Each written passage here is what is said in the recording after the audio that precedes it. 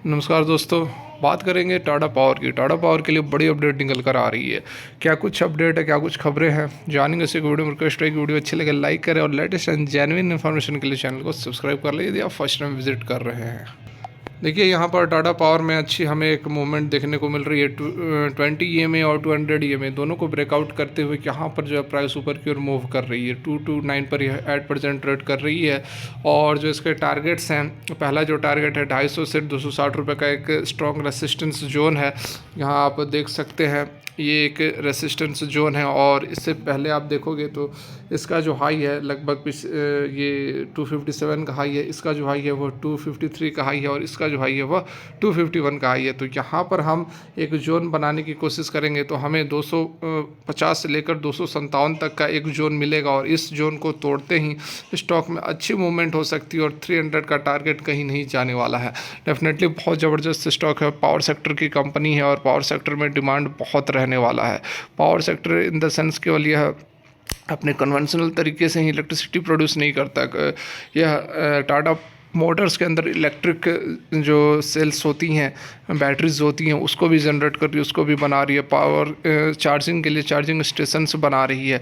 तो बहुत बड़े बड़े प्रोजेक्ट कंपनी के पास ऑलरेडी ऑर्डर बुक बहुत स्ट्रांग है और टाटा नाम ही काफ़ी है। तो डेफिनेटली यहाँ पर आप इसको होल्ड करते हैं तो यह मल्टी बैगर स्टॉक बिल्कुल बनने वाला। 2 से 4 साल तक यदि आप होल्ड करते हैं तो आपको कुछ और करने की ज़रूरत नहीं है।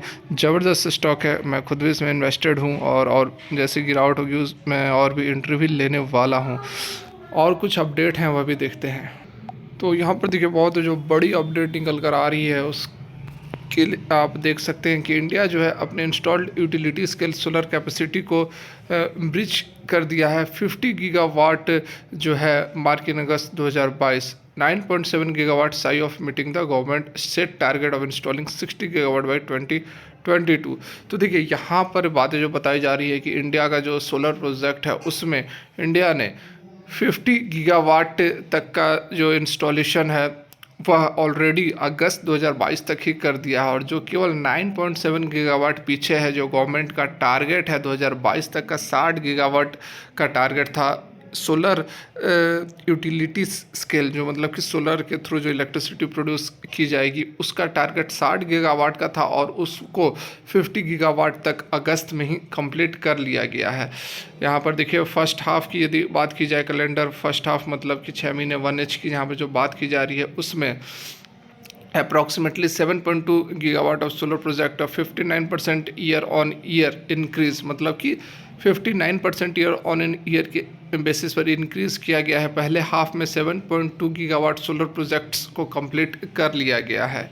और उसमें देखिए सबसे आगे जो निकल कर आ रहा है वह Avaada energy was the largest utility scale developer in term of जो भी प्रोडक्शन किया जा रहा है। यहाँ पर आप देखो।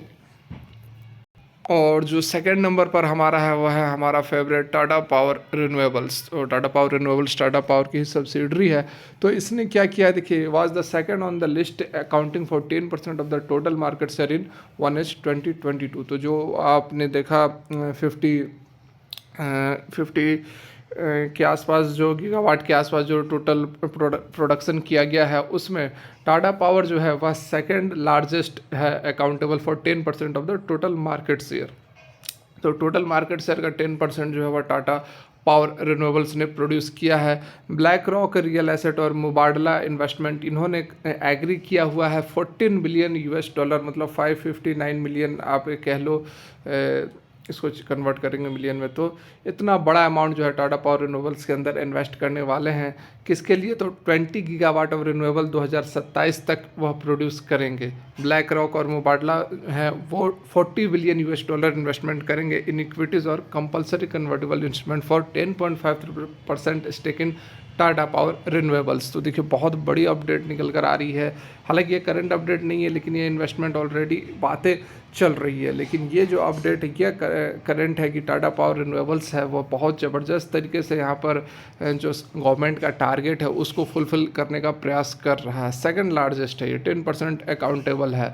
तो जैसा मैंने आपको बताया कि टाटा पावर केवल पावर के अंदर ही काम नहीं कर रही है, केवल ऐसी नहीं है कि टाटा पावर इलेक्ट्रिसिटी प्रोड्यूस कर रही है। टाटा पावर यहाँ से देखो आप रिन्यूएबल सेक्टर के ऊपर भी काम कर रही है, चार्जिंग स्टेशन भी बना रही है, इलेक्ट्रिक व्हीकल्स का भी काम कर रही है। व्हीकल्स तो टाटा मोटर्स का सेक्शन चला गया, इलेक्ट्रिक सेल्स बना रही है।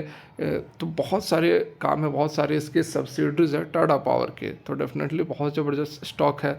अब बात करते हैं, एक डिविडेंड की भी न्यूज़ आ रही है। तो देखिए यहाँ पर हम बात करें दूसरे एक स्टॉक के बारे में जो कि 850 रुपये का डिविडेंड पर शेयर के हिसाब से दे रहा है। इतना बड़ा डिविडेंड ज़बरदस्त।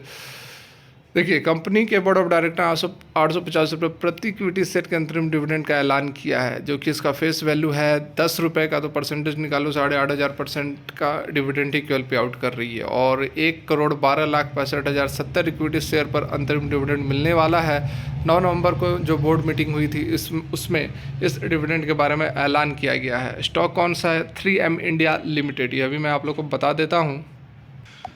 तो यहाँ पर 3M इंडिया लिमिटेड, बिल्कुल आप नाम जान लें, ठीक है, इंडिया लिमिटेड।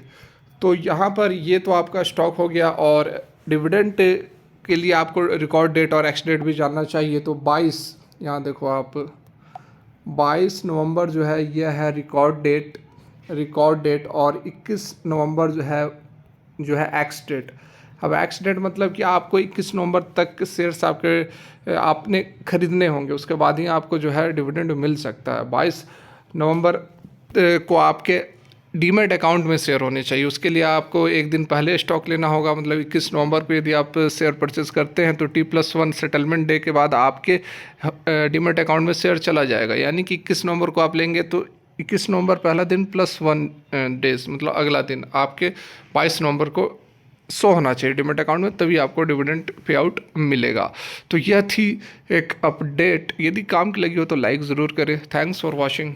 ओके।